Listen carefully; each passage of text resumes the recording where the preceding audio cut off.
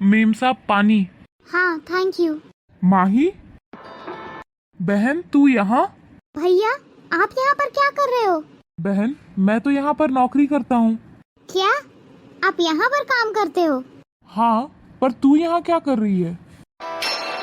मेरा तो आज इस कंपनी में इंटरव्यू है। क्या तेरा इस कंपनी में इंटरव्यू है? अरे वाह, ये तो बहुत अच्छी बात है। तुझे पता है ये बहुत अच्छी और बड़ी कंपनी है। अगर तू कहे तो मैं मैडम जी से तेरी सिफारिश लगा दूं, वो बहुत अच्छी है। नहीं नहीं, आपको कोई जरूरत नहीं है सिफारिश वगैरह लगाने की। आप बस मेरा एक छोटा सा काम कर दोगे? हाँ बहन बोल ना। आप प्लीज बस इतना करना कि किसी को यहाँ पता ना चले कि आप मेरे भाई हो, क्योंकि अगर किसी को ये पता चला ना कि आप मेरे भैया हो तो मेरी रेप्यूटेशन बनने से पहले ही बिगड़ जाएगी। प्लीज हाँ, किसी को बताना नहीं, समझ गए ना आप? और अब यहाँ वापस मत आना, जाओ यहाँ से। बहन तू बिल्कुल चिंता मत कर और तू गुस्सा या परेशान मत हो। मैं किसी को नहीं पता चलने दूंगा कि तू मेरी बहन है। तू बस अपना पूरा ध्यान इंटरव्यू में लगा, ठीक है? हाँ हाँ ठीक है, जाओ जाओ अपना काम करो और दोबारा मत यहाँ आना। हाँ बहन ठीक है। अरे जाओ ना, निकलो। रुको, ये पानी भी लेते जाओ, नहीं पीना मुझे। अरे नमस्ते मेम साहब। हाँ रमेश नमस्ते।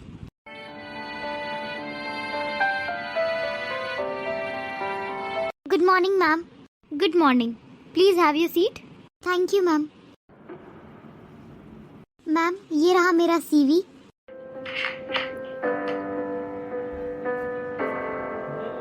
अरे वाह, आउटस्टैंडिंग। क्वालिफिकेशंस तो तुम्हारी बहुत अच्छी हैं। Thank you so much ma'am. और मैं तुमसे कुछ पर्सनल क्वेश्चंस पूछना चाहूंगी। या श्योर मैम, आप पूछ सकती हैं। तो बताओ कौन कौन है तुम्हारे घर में? मैम मेरे घर में मैं और मेरे भैया ही रहते हैं। वो क्या है ना कि हमारे पेरेंट्स बचपन में ही हमें छोड़कर चले गए थे। ओह आई एम रियली सॉरी। और क्या करते हैं आपके भाई?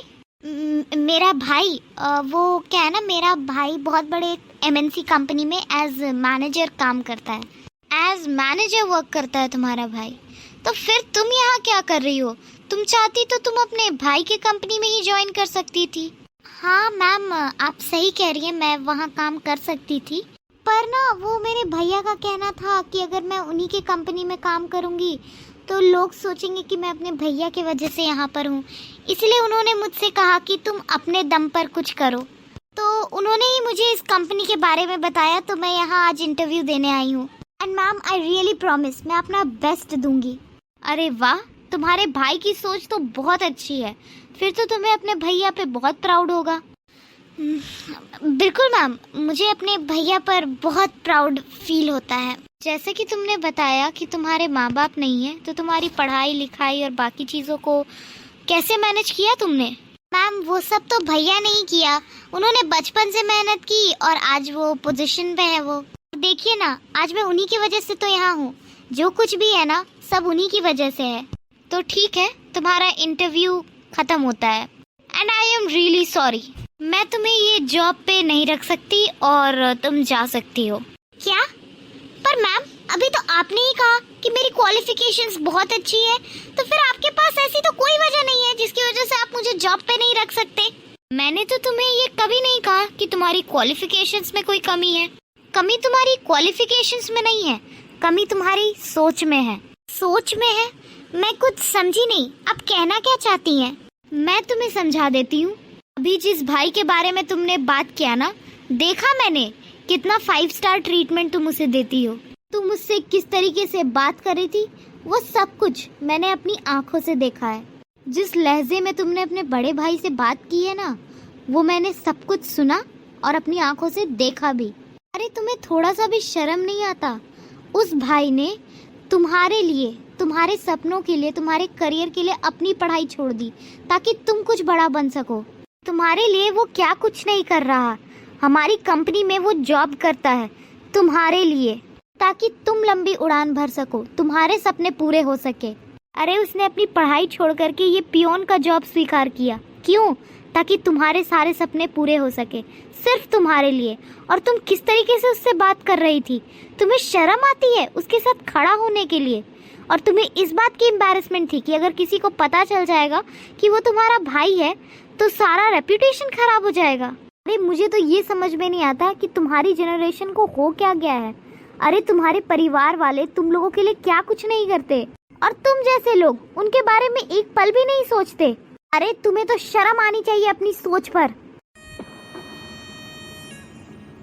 मेम साहब मुझे माफ कीजिएगा, मैं बिना पूछे आपकी ऑफिस में आ गया।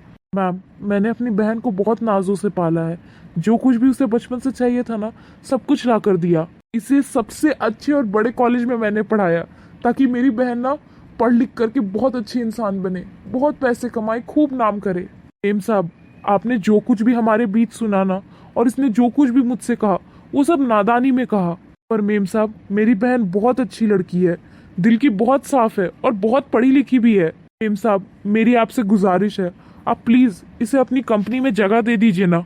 शर्म आ रही है तुम्हें? दिखा तुम्हें अभी भी ये सिर्फ तुम्हारे बारे में सोच रहा है। और तुम कभी सोचती हो अपने भाई के बारे में? अरे तुम्हारे भाई को पता है कि तुम उसके साथ कैसा बर्ताव करती हो, उसके बाद भी वो सिर्फ और सिर्फ तुम्हारे बारे में सोच रहा है। और अभी भी आंखों में शर्म बची है ना, तो माफी मांगो अपने भाई से। भैया, हो सके तो प्लीज मुझे माफ कर देना। आपने तो बड़े भैया होने का हर फर्ज बखूबी निभाया, लेकिन शायद मैंने बहन होने का कोई फर्ज नहीं निभाया।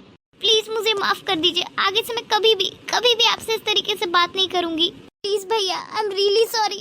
प्लीज मुझे माफ कर दीजिए। अरे नहीं बहन, तू रो मत, अभी तेरा भाई है ना। जब तक तेरा भाई तेरे साथ है ना, तेरी आंखों में कभी आंसू नहीं आने देगा।